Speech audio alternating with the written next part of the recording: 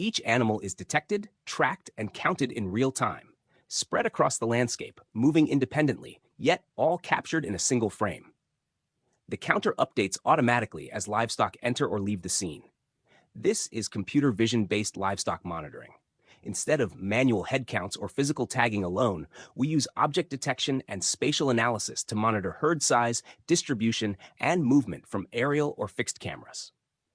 In this tutorial, you'll learn how to build a livestock monitoring system like this using computer vision, detecting animals at scale, handling occlusions, tracking individuals across frames, and generating reliable counts.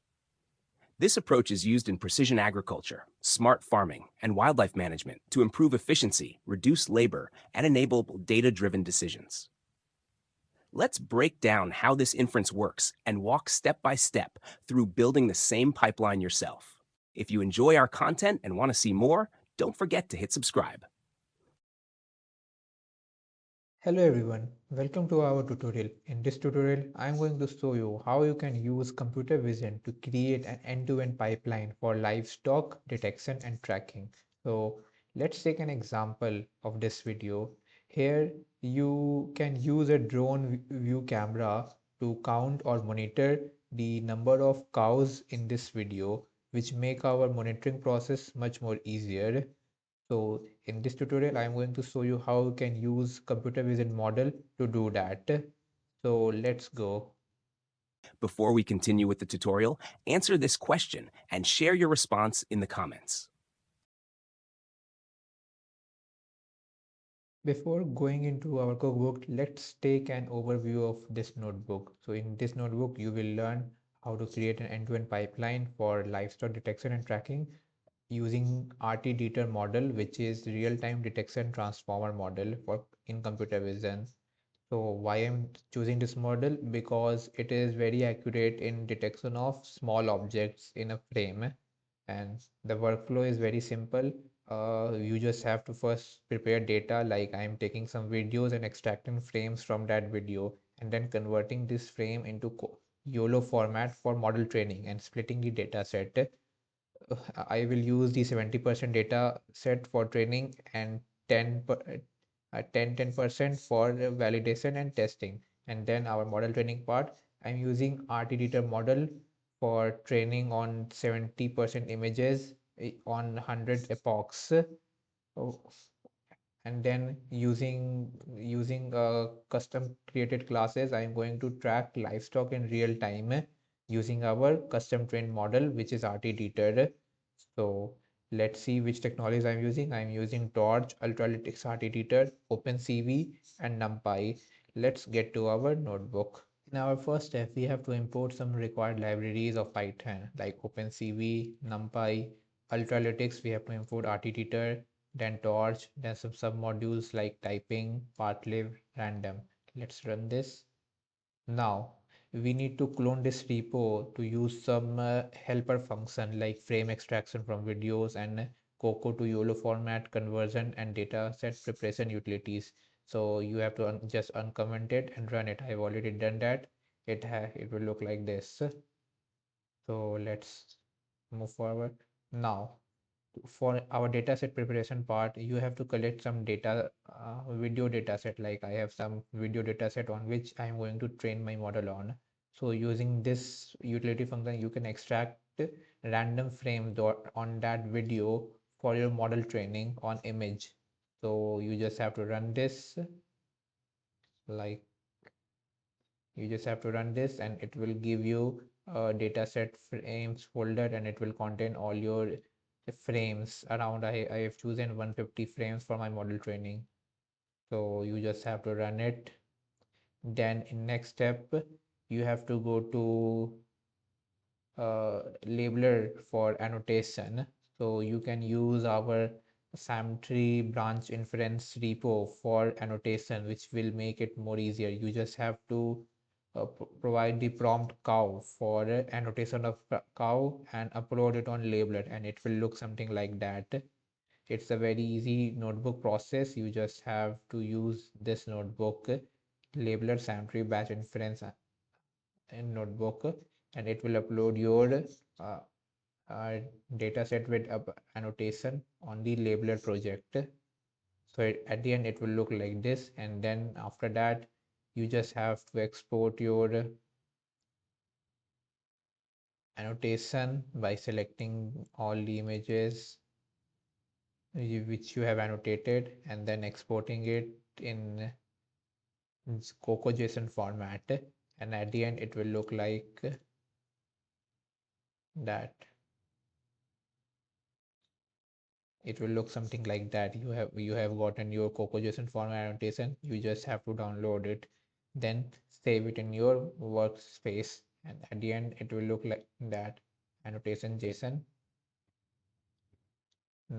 Now you have gotten your annotation of your dataset frames. Now you just have to convert into your model dataset format, which is our standard Ultralytics YOLO format.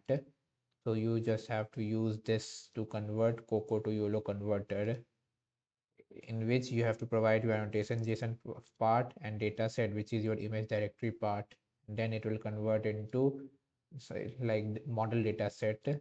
So it will have one image folder and has three subfolders: test, train, val. And test, you will have your images for model training, and similarly in labels you will get test, train, val, and in train you will get your image per annotation. So you just have to use that. So now just clear your torch CUDA memory for model training. Then you will have to just use Ultralytics RT-DETR. Then using RT-DETR dash L model, you can train your RT-DETR model. It will have arguments like epoch equals to 100, image size equal to 640, batch equals to 4, device equal to 0 as I am using GPU, and then workers equal to 1. You have to run this. At the end you will get a folder which is like this runs folder. It has detect, and then there is train folder in which you will got your fine-tune RT-DETR model, and now you have to just use this for inference. So let's take an inference tracking on a video. So I am using a sample video, so let's use this. Let's see the inference.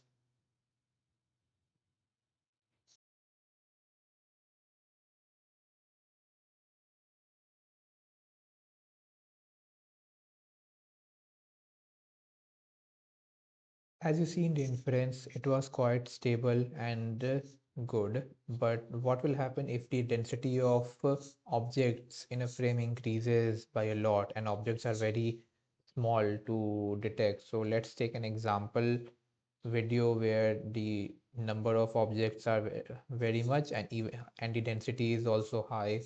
So let's run this. Let's see the inference.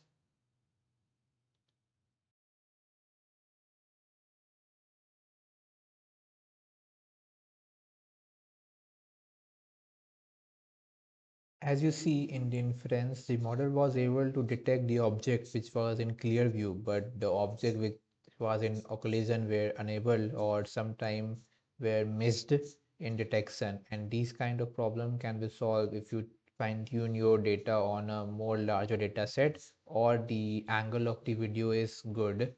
So let's see our next step. In our next step, I am going to create a livestock monitoring class to make this pipeline more easy to use.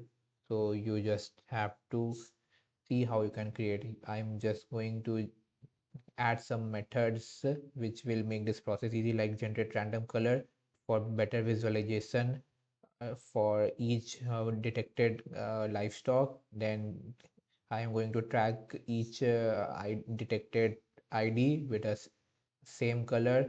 Then I am going to add a counter to better visualize how many livestock has been detected in a frame.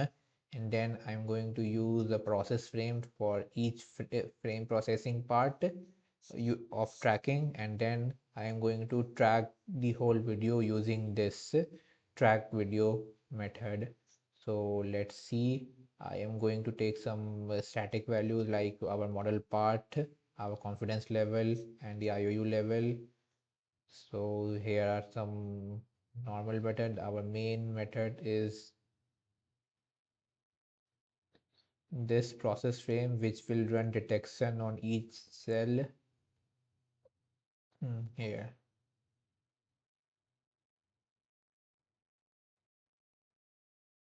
So here, this track video is our main method. It will use the model for tracking and using the source video part and the confidence, then the IOU threshold, and then the stream is true as I am taking a video, then persistent is true, and it will track the object throughout the video and save it in a video format.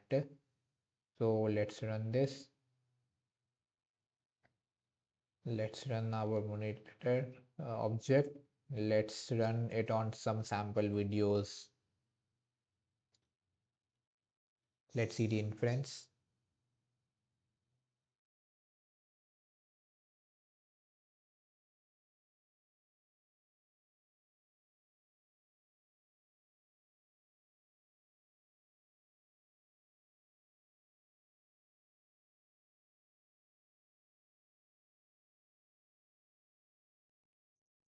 As you see the inference, our model prediction was quite good, but sometimes it failed to detect object due to occlusion, which can be solved on further fine-tuning our model on larger data set and giving it a more good angle for detection.